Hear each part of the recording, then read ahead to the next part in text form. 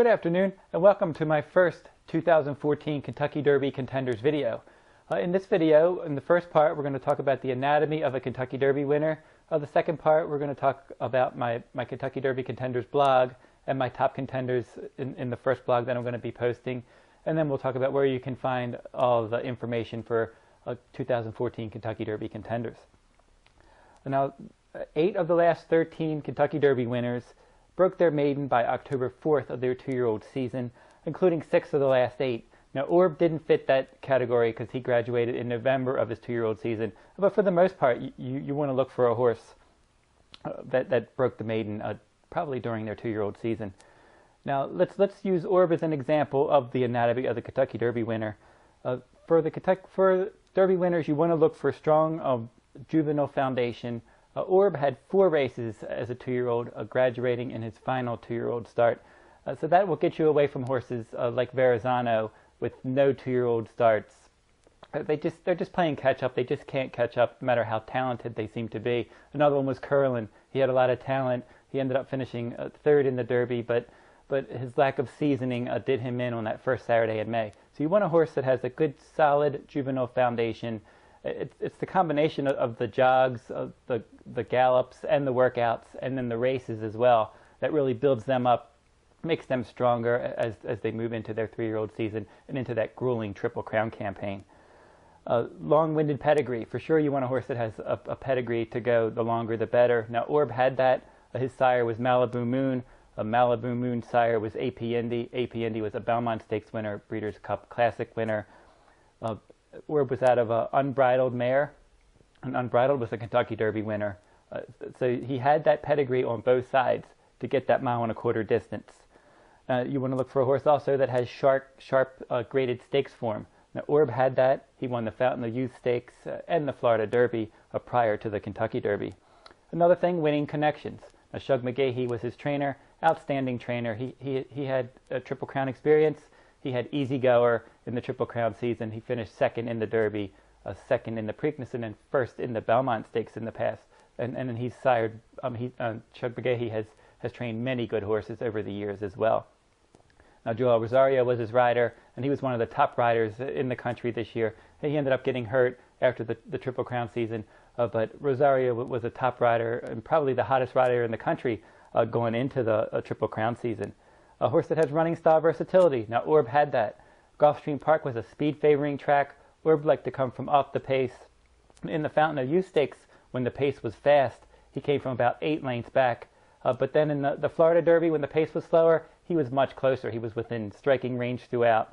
And then that running style versatility can serve a horse well. For instance, in the Kentucky Derby this year, the pace was so fast, Orb came from a good 18 lengths back. But if it was a slower pace, as you could see in the past, he was able to sit closer. And that's what he did in his last start in the Travers Stakes. Actually, he sat a lot closer to the pace, took the lead, and he was run down late. But that running style versatility can really serve a horse well. The next thing you want to look for is strong pre-Derby works.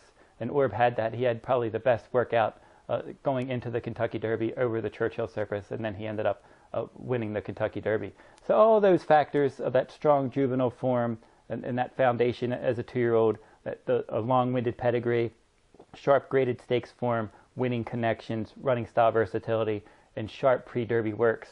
Now, if you look for your next Derby contender, if you use those guidelines, you should come up with a live contender for the first Saturday in May.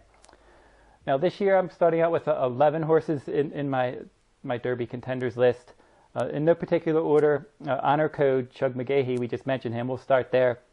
He's a son of AP Indy. He looked good graduating on August 31st at Saratoga. He was a good 20 lengths back. He rallied through that wet track and just rolled to an easy win.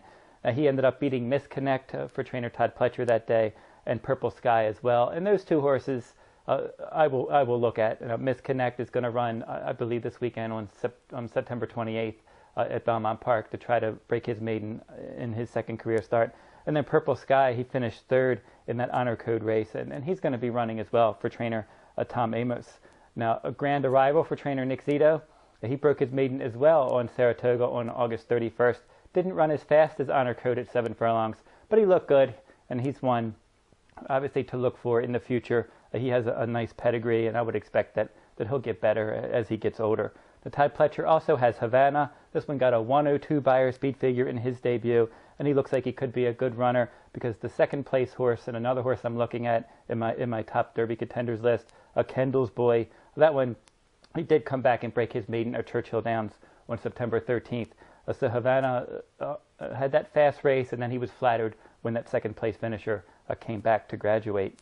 Some others to look at: Strong Mandate for Wayne Lucas is on a lot of contenders people's contenders list for the Derby next year. He looked great in the Hopeful Stakes. He's going to run in the Champagne next. He seems to have that pedigree, and obviously Lucas likes to point to the Derby, and you better believe that he's going to try to do everything he can to get that horse to the Kentucky Derby. Give No Quarter, Graham Motion, Sagamore Farm. This one's a Maryland bred, and he graduated by 22 lengths at 1 mile at Presque Isle Downs last time, and he got, I believe, an 85 Beyer speed figure. So that was a good effort for sure, winning by that margin. And he's won with Sagamore Farm. You know, he's got a decent pedigree, and I would expect that Motion will take his time and put him in the right spots and give him every opportunity to make the Derby if he's good enough. A couple others to look at. You have Bob Baffert, New Year's Day, and then David Hoffman's have School of Hard Rocks. Now those two horses both graduated on October 31st at Del Mar at 1 mile, and they are both certainly worth considering for Derby prospects next year. Nice pedigrees, and in School of Hard Rocks, that was his career debut, so that was a nice effort at 1 mile in his career debut. He's going to run in the Front Runner Stakes at Santa Anita next. That'll be on Saturday, September 28th. And then my final horse to look at for the Derby, Can Dip. This horse, Brett Calhoun, he graduated nicely at Remington Park on September 2nd, and he got an 89 Beyer speed figure.